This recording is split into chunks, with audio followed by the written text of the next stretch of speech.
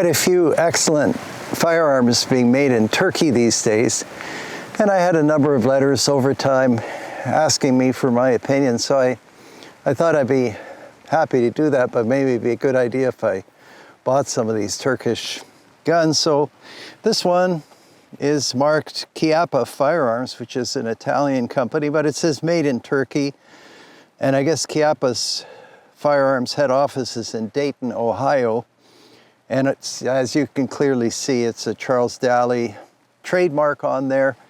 So this is, I'm assuming you can see it's like a Benelli M4. And some people have funny names for them, like Turknelli and so on. I don't know. I tried this one, and we've got some challenging weather up here with some snow and freezing rain and things like that. And I can't really see a difference between the function of this and any other semi-automatic. I'm assuming that if you make the parts to the same standards, it's probably as reliable as the original. One thing I did want to say about semi-automatics, and I'm sure most of you know this, this comment is based on a video that somebody sent me, and it was a well-meaning gentleman who was shooting maybe one of these, maybe something else. It was a couple of years ago, I can't remember. And as he was shooting, he was damaging the action because he wasn't checking to see whether it was lubricated. These semi-automatics, doesn't matter whether it's a Browning Auto 5 or a Remington 81 semi-automatic or semi-automatic rifle. Garand's need grease. They all need grease. They need lubrication. Maybe some of the new ones, and you military people know better than me, can run dry, but mostly, check your action as you're shooting, and if you start getting some galling, which is a function of dryness, you've got to put some gun grease. In fact, I had a rifle from Switzerland, and it was I only remember it was, they called it the green rifle or something like this, and my goodness, a fellow was shooting it an awful lot, and he didn't realize that in the instruction manual it was actually talking about motorcycle grease, which sounded pretty funny, but you have to keep these guns lubricated. So if you hear stories about them, this would be more pilot error than anything else. But we've loaded it up, and it's a very simple operation. Any of you who've operated a semi-automatic shotgun can operate one of these. It's got a collapsible stock, and we got the action to close. So that's interesting. And we may as well take a shot. I didn't expect that to happen. Normally, to release the action, we have to push that button, but let's see what happens.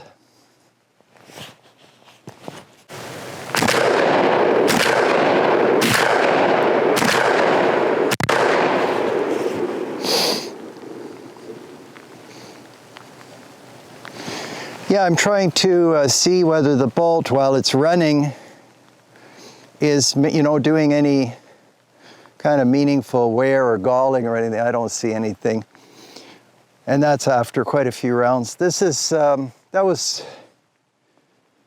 Remington buckshot. You could see by the recoil that it's not a mild round.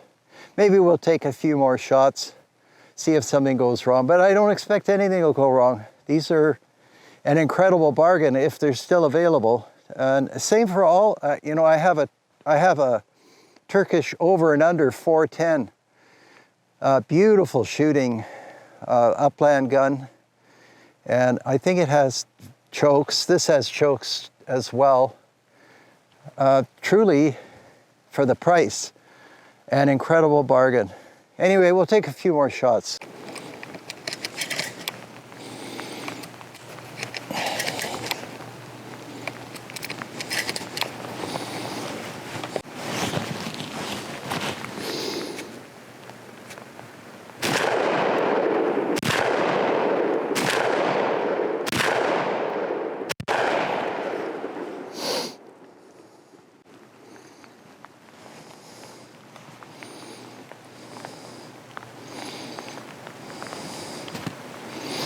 Yeah, no jamming, no issues.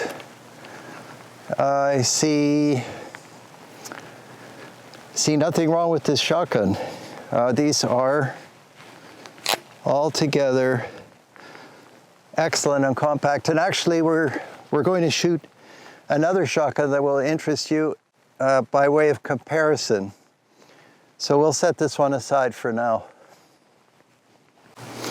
People were writing me about the excellence of the Beretta 1301. This is a tactical model. They have different variants and they're all nice. This is the USOG special order two-tone, which I kind of think looks okay to me. And you know, it's another one of these so far unjammable shotguns, and not to be a broken record, but it never hurts to, you know, put a little oil in the action. And I talked about this earlier, but I never know when people join my videos. So yeah, if you're a young shooter or inexperienced and you're noticing some wear, like don't keep shooting until the gun is destroyed. Just a little oil, you know, like your car, it needs oil, or at least the internal combustion cars do. Anyhow, what can I tell you about this? So, you know, perfection engineering, perfection manufacturing, just the way you would think it would be made these days. It's got a, I didn't own the first generation, so I'm assuming it wasn't too far different. It's got a, you know, generous bolt release here, which is kind of nice. Hold open.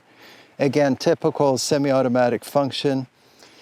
And I think this was the shotgun I was reading has what they call the blink system. Apparently, the speed of operation is, you know, something lightning fast. Not that I ever noticed that semi-automatic shotguns were slow. And I think we made a video where we filmed a whole bunch of semi-automatic shotguns, like old ones and new ones, and they all surprised me with how quick they operate. I've got some kind of a little Picatinny rib, but this aperture sight, it's a, you know, it's a ghost ring. These are always so fast and quite an intuitive sight. So we shot that Charles Daly M4 copy made in Turkey. And we've got a pie plate, and actually I wandered down range and took a look at it. This is buckshot, and it's 9 pellets.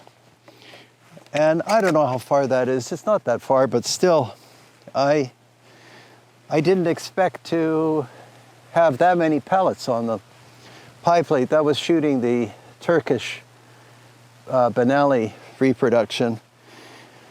I don't know what choke tube this has in it, but we'll shoot some rounds and see how it runs. I mean, conditions are good for testing because it's raining and snowing and sleeting. And all right, here we go.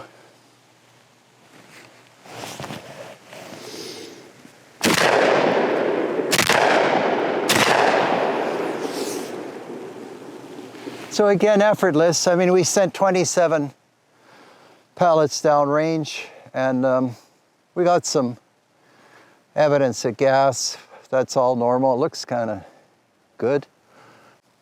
Well, take a few more shots.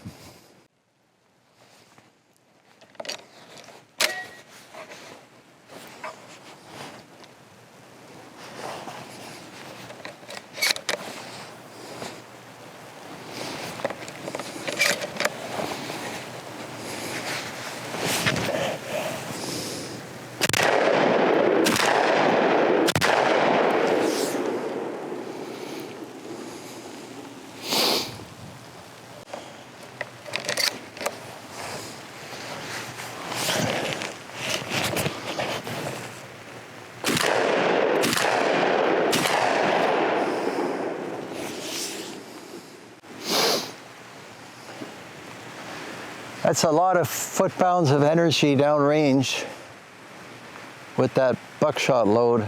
Kind of like them. Maybe I'll put a red dot, but I can't see why. This aperture sight is fantastic, and I seem to be turning that pie plate into some kind of shredded thing. So, all right. Well, we've done some reasonable amount of shooting, I have to say. And people are always asking me for, my opinion. Gee, it would be hard for me to choose. It's easy to get distracted by these nice colors. And obviously it's a more conventional looking shotgun, even though it doesn't have a wood stock. But, and it's got, some kind of darker thing happening here, which is fine. But this Benelli clone, the Turkish shotgun, the pistol grip is actually handy, and it does help with the heavy recoil of those buckshot loads. But neither shotgun is really uncomfortable to shoot. I guess in the end, I would probably take the Beretta, just because the 1301, this particular one, has that two-tone thing, which I prefer. But you can see these are both fully modern shotguns. I think it would be very hard to get either one of them to jam. And this has been around for a while. Well, they both have. And I know that the trap model of this, the competition model, they're shooting them thousands of times. And this one may be mil-spec, I'm not sure.